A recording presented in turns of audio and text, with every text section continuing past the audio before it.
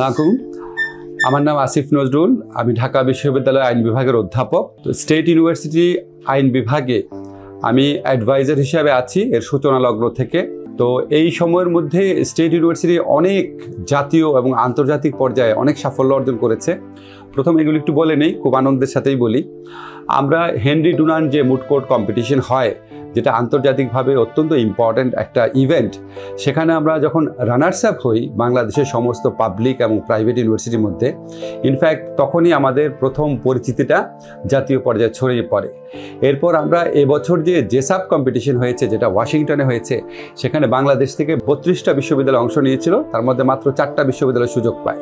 তো আমাদের টিম সেখানে খুব ভালো পারফর্ম করে, 2টা বিদেশি টিমকে হারায়। তারপরও আমরা বাংলাদেশ থেকে যে 4টা টিম গিয়েছিল, সেখানে স্টেট ইউনিভার্সিটি সেকেন্ড হয়। আমাদের এখানে যারা অ্যাডভোকেটশিপ পরীক্ষা দেয়, বারে এনরোল হওয়ার জন্য পরীক্ষা দেয়, প্রিলিমিনারি পর্যায়ে টেকার পরে, সেখানে দেখা যায় আমাদের 95 থেকে 97 পর্যন্ত সাফল্য অর্জন করে আমাদের ছেলেমেয়েরা। এবং আমাদের এখন প্রায় 200-300 স্টুডেন্ট আছে যারা অলরেডি লয়ার হিসাবে সুনামের সাথে কাজ করছে, এনরোল্ড হয়েছে, সার্টিফিকেট প্রাপ্ত। এছাড়া আমাদের জুডিশিয়াল সার্ভিস কমিশন পরীক্ষা, যেটা আমরা অনেক পরে অংশ নেওয়ার সুযোগ পাই, সেখানেও আমাদের 2 জন অলরেডি সিলেক্টেড হয়েছে। এটাও একটা বিরাট মাইলস্টোন বলে আমরা মনে করি।